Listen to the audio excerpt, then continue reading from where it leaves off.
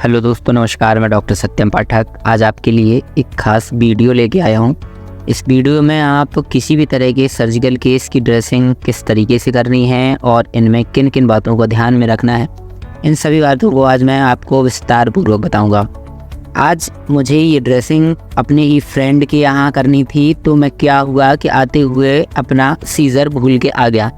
मैंने अपनी कैंची अपनी क्लिनिक में भूल गया, तो जिस कारण से मुझे इनके घर की ही कैंची का यूज़ करना पड़ा।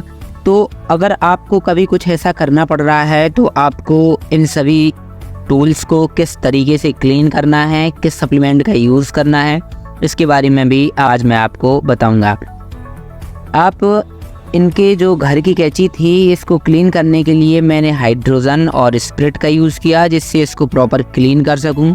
और कुछ खास स्टाइल चीज़ों को अभी यूज़ करना बहुत ज़्यादा ज़रूरी रहता है, नहीं तो केस आपका इन्फेक्टिव भी हो सकता है और जा कर के इसमें पस बनने के भी चांसेस हो सकते हैं। तो आप ड्रेसिंग करने से पहले सबसे पहले आप ग्लव्स को कंज्यूम करें, आप स्टाइल गॉज का यूज़ करें और ज़्यादातर हो सके तो हाइड्रोजन या स्प्रिट का यूज़ क्लीनिंग के लिए ज़रूर करें।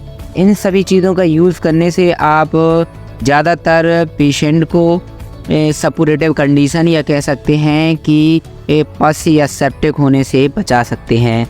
तो ये जो ड्रेसिंग थी मेरे खास दोस्त की थी, क्योंकि इनका पैर 3 जगह से फ्रैक्चर हुआ था।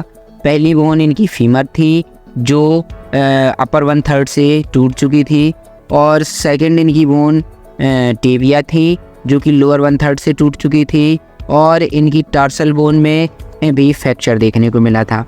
तो इन तीनों जगह का बहुत कायदे से और बहुत तरीके से मुझे ड्रेसिंग करनी थी। तो सबसे पहले मैंने इनकी जो आफ्टर ऑपरेटिंग जो ड्रेसिंग थी उसको क्लीन किया और हटाया।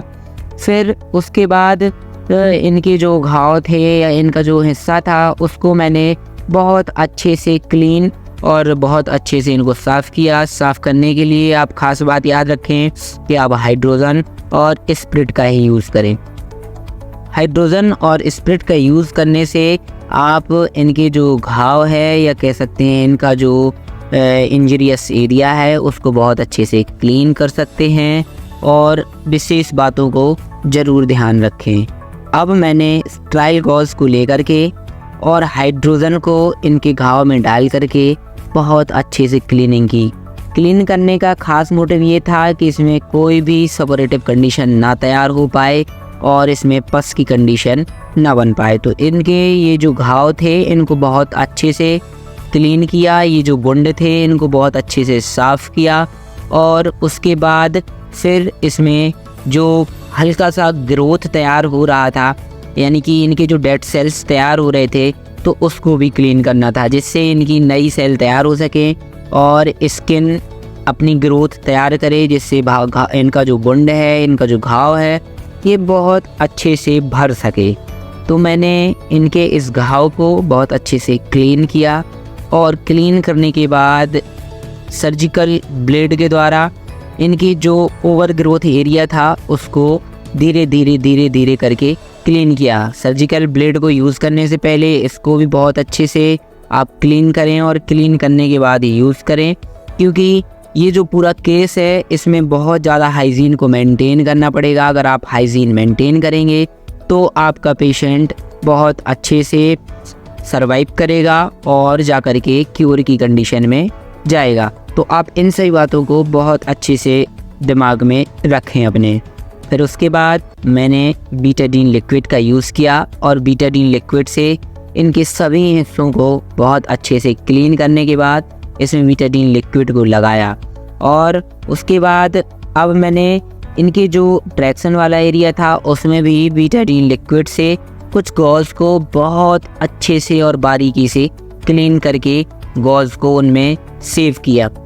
उसके बाद मैंने इसमें ड्रेसिंग करने के लिए सबसे ख़ास चीज़ बीटाडीन क्रीम का यूज़ किया, और बीटाडीन क्रीम को मैंने जो स्टाइल गॉज थे उनमें जा कर के लगा करके और बहुत अच्छे से घाव में एकदम सेफ्टी के द्वारा, जिससे पेशेंट को पेन भी ना हो सके, मैंने उसमें लगाया। और लगाने के बाद इनकी जो ड्रेसिंग है वो स्टार्ट करी, और इनकी जो गॉज थी, इनकी जो पट्टी थी, उसको बहुत अच्छे से देख करके इनके पैर में एक कह सकते हैं राउंड बाई राउंड लगा करके उसको बहुत अच्छे से कंप्लीट किया। फिर इसके बाद जब मैंने गॉस को लगाया और कंप्लीट किया तो करने के बाद इसमें बहुत सेफ्टी से इनको एकदम तरीके से उसको बांध करके कवर किया। और उसके बाद मैंने अपने जो ग्लव्स थे दोनों हाथों से निकाल करके अलग कर दिए। तो आप इन सभी खास बातों को बहुत अच्छे से ध्यान रखें और आप स्टाइल चीज़ों का यूज़ करें। आप गंदगी और गंदे हाथों से घाव को ना छुएं, जिससे जाकर के सेप्टिक की कंडीशन नहीं बनेगी और आपका पेशेंट बहुत जल्दी रिकवरी कर जाएगा। इन सभी बातों को अगर आपको बहुत अच्छा लगा हो तो मेरी वीडियो को लाइक करें, चैनल को सब्सक्राइब करें and hit the bell icon. Video को शेयर बहुत ज़्यादा ज़रूरी है, अगर आप शेयर करते हैं तो लोगों को जानकारी मिलेगी। Thank you so much.